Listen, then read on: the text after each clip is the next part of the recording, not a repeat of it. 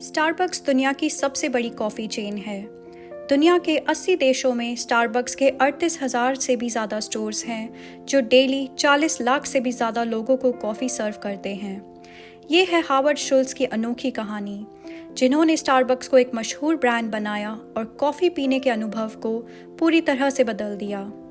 उन्होंने एक साधारण जीवन से शुरुआत की, जहां उन्हें अपनी पढ़ाई के लिए अपना खून तक बेचना पड़ा, लेकिन शुल्ट्ज़ ने स्टारबक्स को ऐसी ऊंचाइयों तक पहुंचाया कि आज ये $110 बिलियन यानी कि 9 लाख करोड़ रुपए की कंपनी है। दुनिया भर में इसके 38,000 स्टोर्स हैं और यहाँ 4 लाख लोग काम करते हैं। तो आइए चलते हैं हावर्ड की इस इंस्पायरिंग जर्नी पर। हावर्ड शुल्ट्ज़ का जन्म 19 जुलाई 1953 को न्यूयॉर्क के ब्रुकलिन में एक गरीब परिवार में हुआ था। उनका बचपन ब्रुकलिन के बेव्यू हाउसिंग प्रोजेक्ट्स में बीता। उनके पिता फ्रेड एक ट्रक ड्राइवर थे और परिवार का गुजारा बहुत मुश्किल से होता था। उन्हें अक्सर बेरोजगारी का सामना करना पड़ता था। जब शुल्ट्ज़ 7 साल के थे, उनके पिता बर्फ पर फिसलकर गिर गए और उनका पैर टूट गया। उन्हें बिना किसी नोटिस के नौकरी से निकाल दिया गया और उनके पास ना कोई और इनकम थी, ना ही हेल्थ इंश्योरेंस या किसी तरह का मुआवजा। हावर्ड की मां उस वक्त 7 महीने प्रेग्नेंट थी। इस वजह से परिवार को ज्यूइश फैमिली सर्विसेज की मदद पर जीना पड़ा। बाद में जब कर्ज वसूलने वाले उनके घर पर फ़ोन करते तो शुल्ट्ज़ के माता पिता उसे फ़ोन पर बात करने के लिए भेजते ताकि वो उन्हें टाल सके। और जब परिवार के पास पैसे ख़त्म हो जाते थे तो वे हावर्ड को रिश्तेदारों और दोस्तों से उधार लेने के लिए भेजते थे। हावर्ड का बचपन मुश्किलों से भरा था, लेकिन इन्हीं कठिनाइयों ने उनमें कुछ बड़ा करने की इच्छा जगा दी। इन चुनौतियों के बावजूद हावर्ड खेल में अच्छे थे, जिससे उन्हें फुटबॉल स्कॉलरशिप मिली और उनका नॉर्दर्न मिशिगन यूनिवर्सिटी में एडमिशन हुआ। वे अपने परिवार में पहले कॉलेज जाने वाले व्यक्ति थे, लेकिन स्कॉलरशिप भी उनकी सभी ज़रूरत को पूरा करने के लिए काफ़ी नहीं थी। कॉलेज के दौरान हावर्ड ने कई छोटी मोटी नौकरियां की, यहाँ तक कि अपना खून बेचकर अपनी पढ़ाई के लिए पैसे जुटाए। उन्होंने मिशिगन के एक कैफ़े में बारटेंडर का भी काम किया। यह कैफ़े ज़्यादा शानदार नहीं था, लेकिन इस अनुभव ने उन्हें फूड एंड बेवरेज इंडस्ट्री का एक्सपीरियंस दिया। कॉलेज के बाद हावर्ड ने ज़ेरॉक्स कंपनी में नौकरी की, जहाँ उन्होंने सेल्स का काम सीखा। इसके बाद उन्होंने हैमर प्लास्ट नाम की स्वीडिश किचनवेयर कंपनी में एज वाइस प्रेसिडेंट और जनरल मैनेजर काम किया। इस दौरान हावर्ड को पता चला कि सियाटल की एक छोटी कॉफ़ी चेन बड़ी बड़ी कंपनियों से भी ज़्यादा कॉफ़ी मशीन्स ऑर्डर कर रही थी। इस पर उन्होंने सियाटल जाने का फैसला किया और 1981 में उस छोटे स्टोर का दौरा किया। ये स्टोर था स्टारबक्स, और ये पल उनके जीवन का सबसे महत्वपूर्ण मोड़ साबित हुआ। उस समय स्टारबक्स एक छोटी सी कंपनी थी जिसके सिर्फ 4 स्टोर्स थे। कंपनी की शुरुआत 1971 में जेरी बाल्डविन, जेफ सीगल और गॉर्डन बाउकर ने की थी, लेकिन इसका मेन काम हाई क्वालिटी कॉफ़ी बीन्स और कॉफ़ी मशीन्स बेचने का था, ना कि कैफ़े चलाने का। वो कॉफ़ी के रिच अरोमा और उनके फाउंडर्स के हाई क्वालिटी कॉफ़ी बीन्स के लिए जुनून से बहुत इंस्पायर्ड हुए।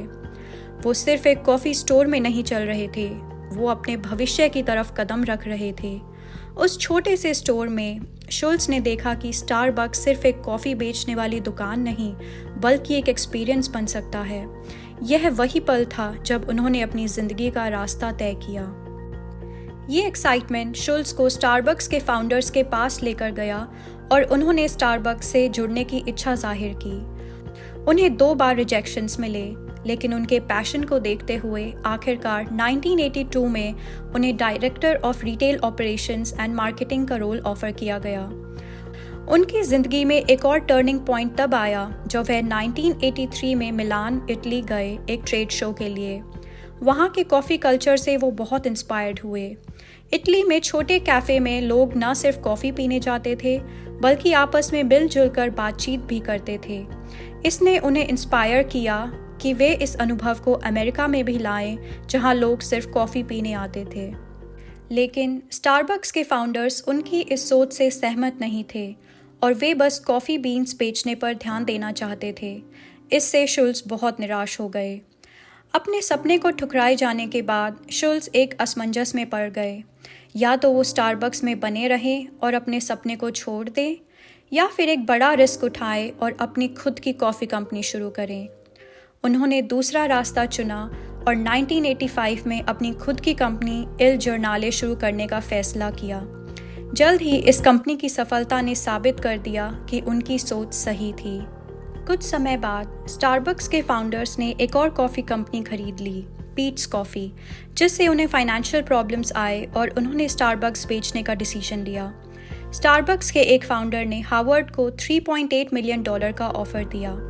शुल्स को पैसे इकट्ठे करने के लिए 60 दिन दिए गए थे, लेकिन पहले महीने के आखिरी तक उनके पास सिर्फ आधे पैसे ही थे। शुल्स ने अपनी परेशानी अपने एक लॉयर फ्रेंड को बताई, जिसने शुल्स को अगले दिन अपने ऑफिस में बुलाया एक सीनियर पार्टनर से मिलने के लिए। अगली सुबह शुल्स मिले वो सीनियर पार्टनर से, जो और कोई नहीं बल्कि बिल गेट्स सीनियर थे। शुल्स का दिल तेज़ी से दौड़ रहा था जब उन्होंने गेट्स को पूरी कहानी बताई कि कैसे उनके पास स्टारबक्स खरीदने का मौका है। गेट्स ने सब कुछ ध्यान से सुना और कहा कि 2 घंटे बाद वापस आना। शुल्स बाहर कॉफ़ी पीने चले गए। जब वो वापस आए तो गेट्स ने कहा, तुम ये कंपनी खरीदोगे और मैं और मेरा बेटा तुम्हारी मदद करेंगे। और इस तरह अगस्त 1987 में हार्वर्ड शुल्स ने कुछ स्मॉल इन्वेस्टर्स और बिल गेट्स सीनियर की मदद से स्टारबक्स को $3.8 मिलियन में खरीद लिया। शुल्स के अंडर स्टारबक्स एक छोटी सियाटल की कॉफ़ी कंपनी से बढ़कर एक ग्लोबल नाम बन गया। उन्होंने 3 एरियाज पर फोकस करके कंपनी को बदल दिया। पहला, कस्टमर एक्सपीरियंस। शुल्स ने घर और ऑफिस के बीच एक थर्ड प्लेस बनाने पर जोर दिया, जहां कस्टमर्स आराम से बैठकर हाई क्वालिटी कॉफ़ी का मज़ा ले सके और लोगों से कनेक्ट कर सकें। दूसरा, एक्सपेंशन। शुल्स ने पहले अमेरिका में और फिर इंटरनेशनली स्टारबक्स स्टोर्स को तेज़ी से विस्तार किया, जिसने स्टारबक्स को एक ग्लोबल ब्रांड बना दिया। तीसरा, प्रोडक्ट इनोवेशन। शुल्स ने लाटेस, कैपुचिनोज और फ्रैपेचिनोज जैसे नए आइटम्स इंट्रोड्यूस किए, जिससे स्टारबक्स की ऑफरिंग्स सिर्फ ब्लैक कॉफ़ी तक सीमित नहीं रही। शुल्स के करियर में एक और सिग्निफिकेंट पॉइंट तब आया जब 1992 में स्टारबक्स पब्लिक हुई। IPO बहुत सक्सेसफुल रहा, जिसमें $29 मिलियन रेज हुए और स्टारबक्स का ग्रोथ पोटेंशियल बहुत बढ़ गया। शुल्स को नैस्डैक पर कंपनी का स्टॉक टिकर सिंबल देखकर बहुत गर्व महसूस हुआ और उन्होंने इसे अपने करियर का सबसे खुशी का दिन कहा। लेकिन कंपनी चलाने के लगातार प्रेशर से उनकी पर्सनल लाइफ पर असर पड़ा। 2000 में शुल्स ने CEO के पोजीशन से रिज़ाइन कर दिया, ये कहते हुए कि उन्हें बर्नआउट हो गया है और अब वो अपने और अपनी फैमिली के वेलबींग पर फोकस करना चाहते हैं। CEO के पद छोड़ने के बाद स्टारबक्स मुश्किल दौर से गुजरा। कंपनी का स्टॉक प्राइस गिर गया और साथ ही गिरी उसकी क्वालिटी और कस्टमर एक्सपीरियंस। फिर आया 2008 का ग्रेट रिसेशन, जिसका स्टारबक्स पर गहरा असर पड़ा। सेल्स गिर गई और कई लोगों ने कंपनी के भविष्य पर सवाल उठाए। 2008 की फाइनेंशियल क्राइसिस के बीच शुल्स से CEO के रूप में वापस आने और कंपनी को संभालने के लिए कहा गया। उन्होंने ये ऑफर एक्सेप्ट किया और डिटर्मिनेशन के साथ CEO के रूप में वापस आए ताकि कंपनी को वापस राह पर ला सकें। आगे की जर्नी काफ़ी मुश्किल थी। कस्टमर्स अपने खर्चों को कम कर रहे थे, जिसमें प्रीमियम कॉफ़ी भी शामिल थी। शुल्स को कंपनी को वापस राह पर लाने के लिए कुछ हार्ड डिसीजंस लेने पड़े, जैसे अंडर परफॉर्मिंग स्टोर्स को बंद करना और ले ऑफ्स करना। शुल्स ने स्टारबक्स की क्वालिटी फिर से बेस्ट करने पर ध्यान दिया, एम्प्लॉय ट्रेनिंग के थ्रू।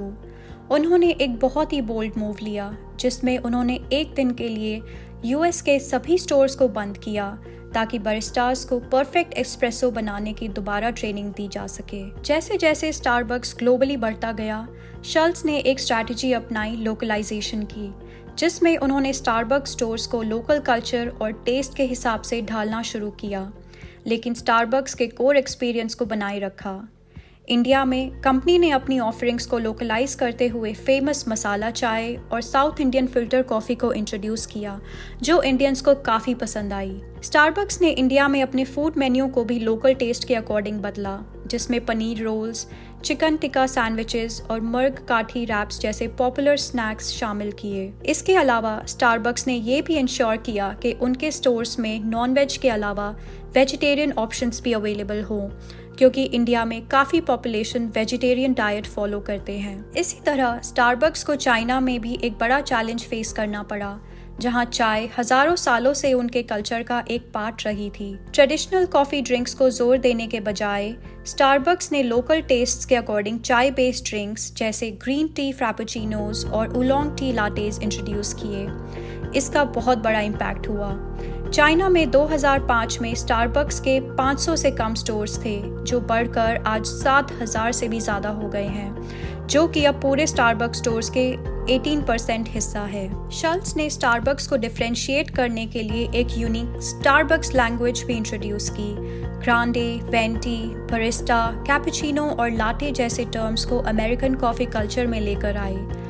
शल्ट्स का इटालियन इंस्पायर्ड टर्म्स को अडॉप्ट करने का फैसला स्टारबक्स को एक सोफिस्टिकेटेड और इंटरनेशनल पहचान देने में बहुत हेल्पफुल रहा, जिससे कॉफ़ी ऑर्डर करना एक स्पेशल और बाकी कैफ़े से अलग एक्सपीरियंस बन गया। हावर्ड की लीडरशिप में स्टारबक्स दुनिया की सबसे बड़ी कॉफ़ी चेन बन गई। हावर्ड शुल्ट्ज की कहानी हमें ये सिखाती है कि अगर हमारे अंदर जुनून, हिम्मत और कुछ नया करने की चाह हो तो हम कहीं से भी शुरुआत कर सकते हैं और दुनिया को बदल सकते हैं। तो अब आप कौन सा सपना पूरा करने वाले हैं? कैसी लगी आपको ये कहानी?